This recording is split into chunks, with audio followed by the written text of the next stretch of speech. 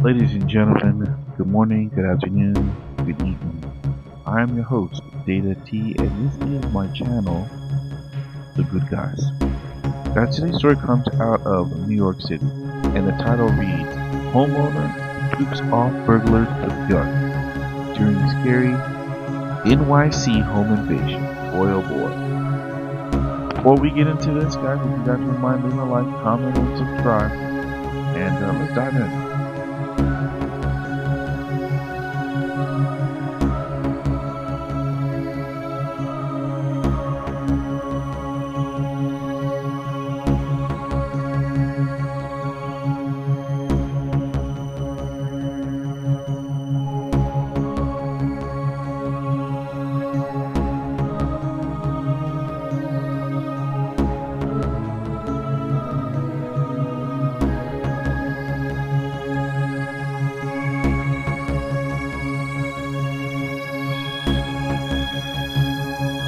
Luckily, again, divine intervention. My son woke up to get a drink of water, and I heard the plastic crumbling, and so I got up. I was a little bit dehydrated, so I wanted to get some water. Went into his room, took the water bottle, took a drink of water, went back to sleep. While I'm falling back asleep, I hear the window, and something is happening with the window. And so I'm like, you know what? Let me go check it out. But I always take the window with me because who knows? Let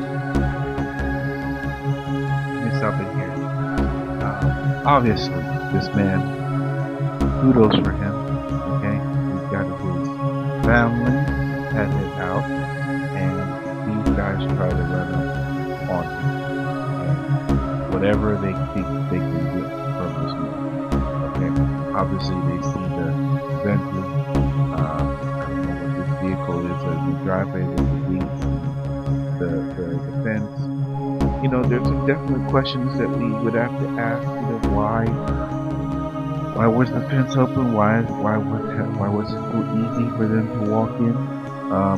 But either way, he had a gun, and let me tell you, having a gun in New York City is not easy. Okay, obviously this man is of some means, and he was able to get a firearm, and thank goodness he was able to acquire it.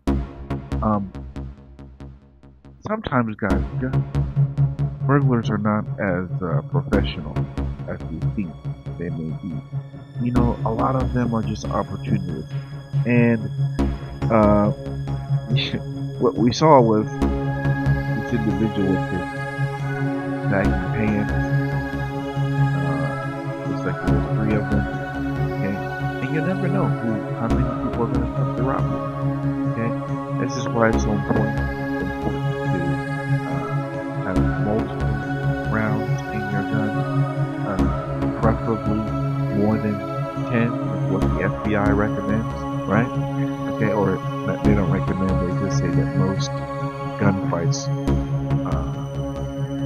have the expenditure of 10 rounds. Anyway, kudos on this man for being able to ward people off, and he didn't have to hurt anybody. Okay, that's a win. You know, obviously you don't want anybody coming into your house, but at the very least, you know, people will know. They're gonna know, hey, you can't go to this guy's house. This guy got a gun. Be careful. Alright, let's hear what the rest of you say. Then I hear actual window breaking, the glass breaking. So I'm like, all right, something's going on. I come downstairs, point the gun at him, and I'm like, I have a gun, don't move. Well, there's that, okay? And I think this is a good thing. You look at, as I looked at the photos ahead of time and you look at them now, okay, you see, obviously he's woke up, it says what, is that 12:40 or 2:44 in the morning, okay? They come through the screen door. Now, well, let's see. Here's the entrance, so we don't see it here. Probably back. But, yeah. Luckily, he protected his own. That's a good thing, guys. Okay? This guy is a good guy. Okay? He's a rich guy, and we like rich people too. Okay? And he's a good guy. I like this guy, and he's got the scarf on. He's got the long pea coat. I'm loving it. And This is something that if you work hard for your belongings and your house and your family, you shouldn't have people just run up on you. It's a very discouraging thing to deal with, and the fact that he came out on top, and the fact that he came out on top and not hurting anybody, not having to use his firearm, just the mere presence of his gun